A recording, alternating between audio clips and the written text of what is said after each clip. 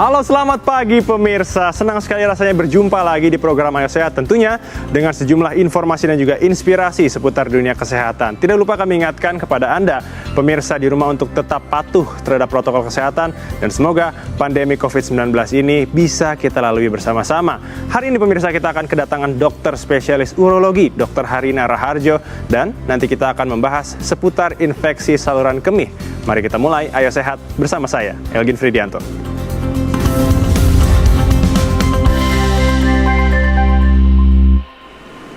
Pemirsa, pernahkah Anda merasakan nyeri pada bagian perut hingga kerap mengeluarkan air seni yang terus-menerus? Gejala ini patutnya segera Anda periksakan ke dokter karena bisa jadi gejala tersebut merupakan infeksi yang terjadi pada saluran kemih. Infeksi pada saluran kemih ini dapat dialami siapa saja. Berikut informasinya untuk Anda. Pemirsa, infeksi saluran kemih merupakan kondisi infeksi yang terjadi pada bagian sistem kemih, seperti ginjal, ureter, kandung kemih, hingga uretra. Namun pada umumnya, infeksi ini menyerang dua area, yakni uretra dan kandung kemih.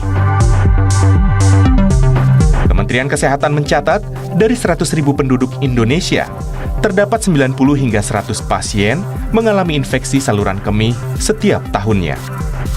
Walau infeksi saluran kemih dapat terjadi pada semua orang tanpa memandang usia dan jenis kelamin, namun wanita lebih berisiko mengalami infeksi saluran kemih. Hal ini dikarenakan saluran pembuangan air kecil wanita atau uretra memiliki ukuran yang lebih pendek dibandingkan pada pria, sehingga memudahkan bakteri untuk sampai ke saluran pembuangan air kecil. Pada dasarnya, penyebab utama infeksi saluran kemih disebabkan oleh bakteri Escherichia coli. Namun, beberapa orang dengan kondisi tertentu menjadi lebih rentan terkena infeksi saluran kemih. Di antaranya, kurang memperhatikan kebersihan kelamin dengan benar, tidak buang air kecil setelah berhubungan seksual, kurang mengkonsumsi air putih, sistem imunitas terganggu, penyakit lain yang menghambat urin, penggunaan alat kontrasepsi, serta pemasangan kateter. Sayangnya, banyak orang tidak menyadari gejala yang muncul dari infeksi saluran kemih. Hal ini karena infeksi saluran kemih tidak selalu menunjukkan tanda-tanda.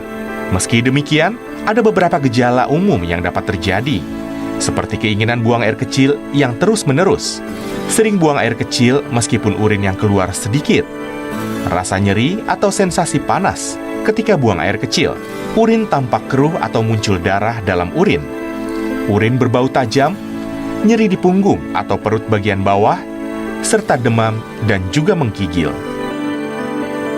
Lantas bagaimana cara mencegah dan menangani infeksi pada saluran kemih ini?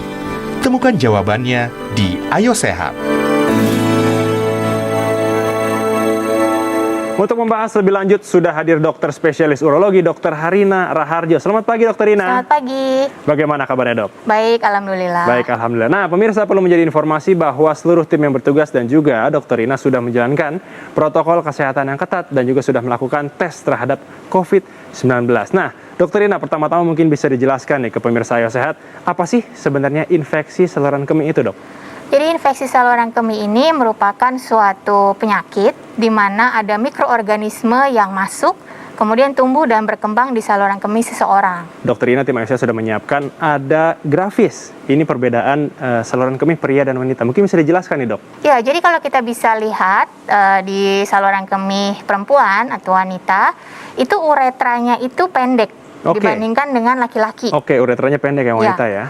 Jadi penyebab infeksi saluran kemih itu biasanya adalah kuman-kuman yang berada di luar saluran kemih, terutama di anus atau lubang dubur, yang kemudian masuk ke muara uretra, kemudian naik dia ke saluran kemih. Oke. Jadi kenapa perempuan itu lebih sering terkena? Karena uretranya pendek dan dekat dengan anus, dengan lubang dubur, dibandingkan dengan pria.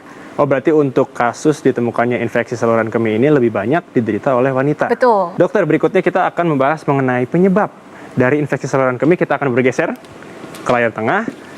Dan ini sudah disiapkan oleh tim Ayo Sehat, penyebab infeksi saluran kemih. Nah, mungkin boleh dijelaskan dulu, Dok, Pak ini. Ya, jadi yang pertama dulu tidak membersihkan kelamin dengan benar. Jadi yang benar adalah, karena kita tadi sudah dengar bahwa penyebab selanjutnya adalah kuman-kuman di sekitar anus kita.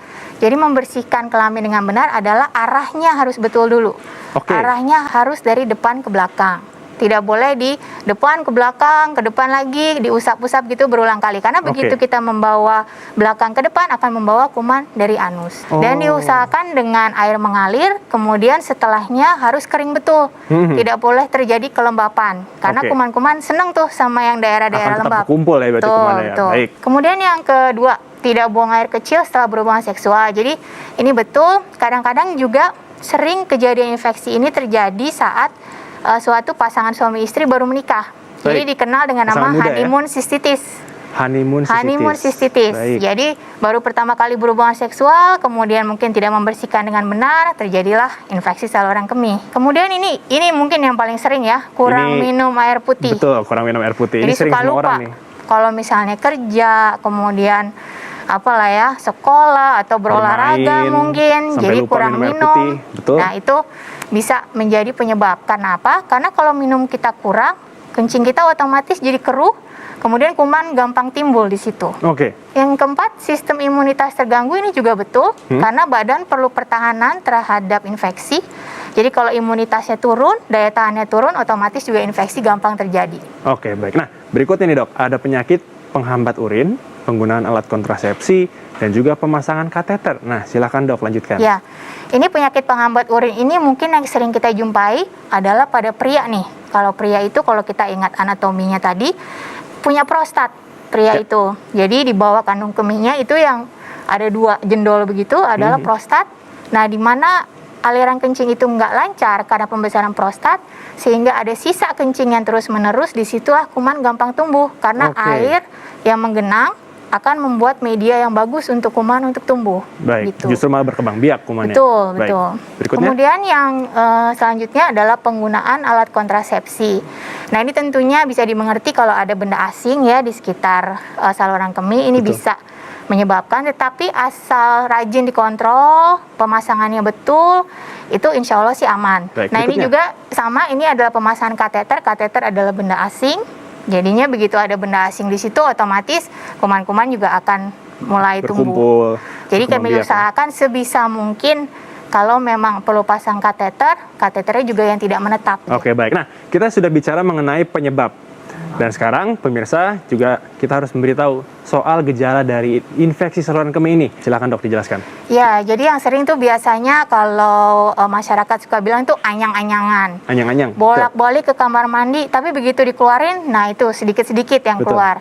Biasanya disertai dengan rasa nyeri atau rasa panas bisa.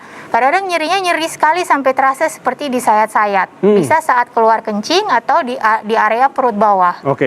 Kemudian urinnya sendiri, kencingnya itu kita bisa lihat lebih keruh dari biasanya, butek gitu ya warnanya. Berbeda ya? Ya, warnanya jadi berbeda. Kalau misalnya tidak ada infeksi, biasanya jernih, kuning jernih. Ini kok mulai butek, dan kadang-kadang kalau misalnya bisa sampai disertai darah, bisa jadi merah, kemudian bisa juga berbau. Baik. Nah, berikutnya, silakan dok, dijelaskan.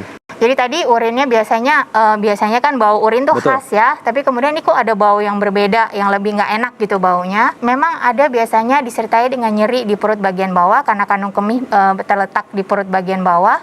Nah, kalau infeksi saluran kemih itu sudah merambat ke atas, karena tadi perjalanannya kan dari bawah, dari uretra ke atas, itu sudah bisa ada gejala nyeri punggung, nyeri pinggang. Nah, karena sudah mulai, mungkin ginjalnya sudah mulai terkena, dan itu biasanya kalau bagian atas sudah mulai terkena bisa disertai demam sampai menggigil. Sampai menggigil. Ya. Oke, baik. Bicara soal infeksi saluran kemih ini kan kita bisa membedakan tadi dari urin kita. Ya. Nah, ini ada pembedanya, mungkin bisa dijelaskan dok. Ya, jadi sebenarnya kalau sampai light yellow atau kuning jernih seperti ini, masih kuning ya mungkin agak tua sedikit masih oke.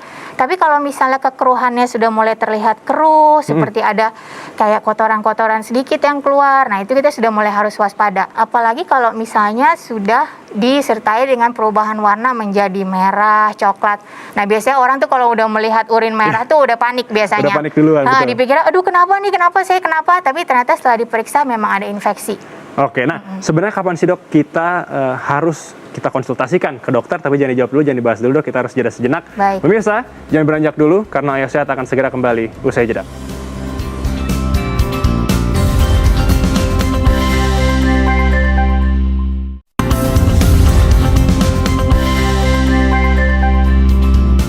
Terima kasih Anda masih menyaksikan program Ayo Sehat, pemirsa. Sebelum melanjutkan perbincangan, pemirsa bisa memfollow Instagram Ayo Sehat di @ayosehat_kompas.tv dan juga di kanal YouTube Kompas TV. Nah, masih bersama dengan Dr. Rina. Dok, melanjutkan pertanyaan sebelum jeda tadi. Kapan sih kita harus melakukan konsultasi jika sudah merasa ada infeksi saluran kemih?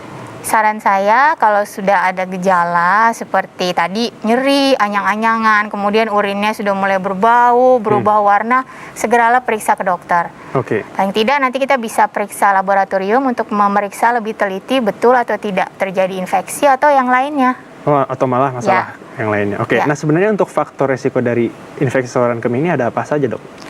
Jadi faktor resiko ya pertama tadi tentunya perempuan ya. Kita sebagai perempuan uretranya pendek, ya dekat dengan anus sehingga lebih mudah terkena. Kemudian perempuan itu nantinya akan mengalami yang namanya menopause. Jadi hormon estrogennya berkurang sehingga hormon estrogen itu sebenarnya melindungi saluran kencing kita terhadap infeksi. Oke. Jadi kalau hormonnya berkurang otomatis juga lebih mudah terkena infeksi. Kemudian yang tadi faktor resiko adanya kencing yang nggak pernah habis. Kencing itu kalau kita normalnya berkemih itu harusnya kosong, habis, plong gitu rasanya. Tapi kalau misalnya tadi contohnya ada pembesaran prostat atau ada batu misalnya di salurannya sehingga tidak habis, itu air menggenang merupakan salah satu faktor resiko terjadinya infeksi saluran kemih dan bisa berulang. Nah, Dokter Rina, berikutnya kita akan menuju segmen mitos atau fakta. Dan banyak sekali mitos atau fakta yang beredar di masyarakat dan kita akan buktikan saat ini. Kebetulan saya memiliki properti dan dokter bisa memegangnya dan bisa mengangkat apakah itu fakta atau mitos. Yang pertama, wanita menopause rentan mengalami infeksi saluran kemih. Mitos atau fakta, dokter? Fakta. Oke, penjelasannya seperti apa? Karena hormon estrogen itu merupakan hormon di perempuan yang melindungi terhadap infeksi, yang melindungi seluruh saluran kemih, terutama saluran kemih bagian bawah. Jadi pada menopause yang hormonnya sudah berkurang, hormon estrogennya sudah berkurang, infeksi lebih mudah terjadi. Oh, baik. Oke. Nah, yang kedua, dokter, penggunaan toilet umum jadi salah satu penyebab infeksi saluran kemih. Bagaimana? Itu adalah bisa mitos atau fakta juga. Oh, dua-duanya? Ya. Penjelasannya seperti apa, Dok? Jadi kan tergantung sebenarnya bukan toilet umumnya. Jadi tergantung kebersihan dan perilaku kita saat membersihkan. Seperti yang tadi kita sudah bahas. Betul. Jadi kalau misalnya kita melihat misalnya toilet umum itu misalnya kurang bersih atau gimana, kita bisa membekali diri kita. Misalnya sekarang banyak ada toilet seat cover itu, penutup lah gitu. Kemudian cara membersihkannya, kadang-kadang mungkin airnya lah mungkin nggak jalan, atau airnya ada yang menggenang, di ember saja tidak ada air mengalir. Nah, itu juga bisa menjadi salah satu penyebab. Tapi asal perilaku kita betul, membersihkan dengan air mengalir, arahnya dari depan ke belakang, tidak diulang-ulang, tidak bolak-balik, mengeringkan dengan betul, toilet umum ini malah bisa menjadi penolong saat kita kebelet, misalnya kita lagi tidak di rumah. Kita justru kalau dengan menahan kencing, tidak mau kencing di toilet umum, justru menjadi faktor resiko infeksi saluran kemih. Oke, baik. Nah, yang ketiga, pemirsa, minum soda bisa mengurangi infeksi saluran kemih. Mitos atau fakta? Nah, ini adalah mitos. Soda itu sebenarnya banyak yang mengandung kafein satu, kemudian ada juga pemanisnya, pemanis buatan biasanya. Nah, kedua zat itu justru bisa menimbulkan iritasi pada kandung kemih. Kalau kita bayangkan infeksi saluran kemih kan tadi anyang-anyangan tuh bolak-balik ke kamar mandi, ditambah lagi iritan, jadinya makin anyang-anyangan gitu. Jadi sebaiknya kalau sudah terjadi infeksi, sebaiknya yang diminum adalah air putih. Berikutnya, sembelit menjadi pemicu terjadinya infeksi saluran kemih. Bagaimana, Dok? Nah, ini adalah fakta. Fakta. Silakan penjelasannya, Ini dokter. sudah ada penelitiannya bahwa terutama pada anak-anak ya, dengan sembelit itu, kotoran itu kan stuck ya di dalam saluran cerna kita, di mana tadi kita ingat bahwa penyebab dari saluran kemih terbanyak adalah kuman-kuman di sekitar saluran cerna atau anus di bagian luar. Jadi kalau kotoran itu tidak lancar keluarnya, itu membuat banyak kuman-kuman di situ yang akhirnya beresiko naik ke saluran kemih. Oke, baik. Justru itu harus segera dikonsultasikan ke dokter ya, Dok. Betul. Ya? Nah, dokter, selanjutnya pemakaian celana ketat dapat menyebabkan infeksi saluran kemih. Mitos atau fakta? Ini bisa fakta atau bisa mitos. Jadi sebenarnya yang menyebabkan itu adalah kelembapan. Jadi kuman itu lebih senang berkembang biak di area yang lembab. Nah, kadang-kadang kalau kita memakai pakaian ketat atau celana ketat tidak pernah diganti atau lama gitu ya diganti, terutama misalnya kita habis olahraga atau berkeringat banyak tidak diganti, itulah sebenarnya yang menyebabkan. Tapi kalau misalnya kita memakai pakaian ketat, kemudian pakaian dalamnya sering-sering diganti dan tidak terlalu lama sih, tidak masalah. Berikutnya, tempe mendoan dapat menyembuhkan infeksi saluran kemih. Bagaimana dok? Silakan. Jadi ini saya bisa bilang fakta ya. Oke, fakta. Walaupun ini masih perlu penelitian lebih lanjut, tapi tempe itu sudah diteliti mengandung yang namanya probiotik. Probiotik itu adalah kuman-kuman baik sebetulnya. Nah ini ada penelitian terakhir bahwa kita berpikir tadinya kan urin itu harusnya steril, nggak boleh ada kuman apa-apa. Tidak tahunya di dalam urin itu ada kuman-kuman baik sebenarnya, contohnya Lactobacillus. Ya. Nah tempe itu juga salah satu makanan di Indonesia, kita kaya sekali tempe ya, yang mengandung probiotik. Tapi perlu diteliti lebih lanjut apakah benar kandungan ini di dalam tempe itu bisa membuat pengurangan dari kejadian infeksi saluran kemih. Oke, nah berikutnya bagaimana sih cara penanganan dari infeksi saluran kemih ini dan apakah bisa sembuh total dok? Ya, bagaimana? Untungnya bisa. Jadi kalau misalnya sudah ada gejala tadi, kemudian biasanya kalau kita datang ke dokter, kita periksakan urinnya, nah itu kita bisa obati. Dan kalau misalnya infeksinya itu infeksi sederhana dan terbatas di saluran kemih bagian bawah tanpa adanya penyakit yang lain. Oke, hanya infeksi saluran kemih? Ya, hanya infeksi saluran kemih bisa sembuh total. Oke, kira-kira ada terapi nggak sih dok? Ya, terapi yang biasanya kita pakai adalah terapi yang membunuh kuman. Jadi kita mesti pakai antibiotik. Oke, baik. Nah, dokter, perbincangan kita soal infeksi saluran kemih ini masih menarik, tapi kita harus tahan dulu karena harus jeda sejenak. Pemirsa, jangan beranjak dulu karena Ayo Sehat akan segera kembali usai jeda.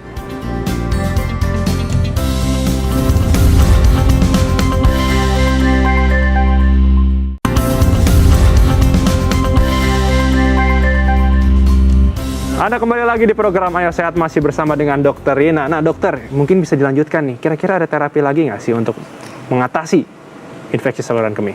Ya, jadi yang penting adalah obat yang diberikan oleh dokter itu harus diminum sampai habis. Baik. Jadi jangan sampai terpotong lah istilahnya. Kemudian jangan lupa selama infeksi itu justru minum harus benar-benar dijaga, harus cukup benar. Jangan menahan kencing, walaupun memang agak susah ya. Kadang-kadang kan sakit, nyeri, terus aduh saya jadi males gitu ke kamar mandi. Jangan, tetap harus kencing. Nah itu yang kita bisa lakukan.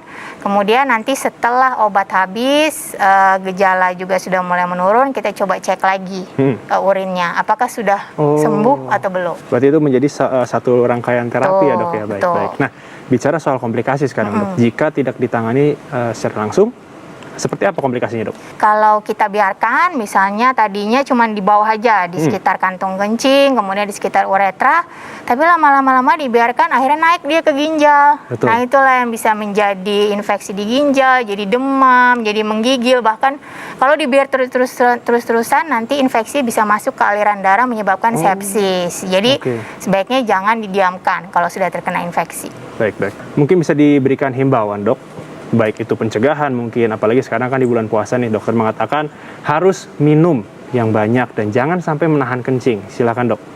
Ya, jadi untuk mencegah agar tidak berulang nih, kalau udah pernah kena atau belum pernah kena, mencegah agar tidak sampai kejadian, satu, kuncinya minum yang cukup. Bulan puasa ini cobalah minum tetap kebutuhan cairan kita itu tetap, misalnya dewasa muda itu 2 liter. 2 liter. Kalau sudah di atas 60 tahun itu sudah berkurang. Jadi 1.500 cc aja, 1,5 liter aja cukup.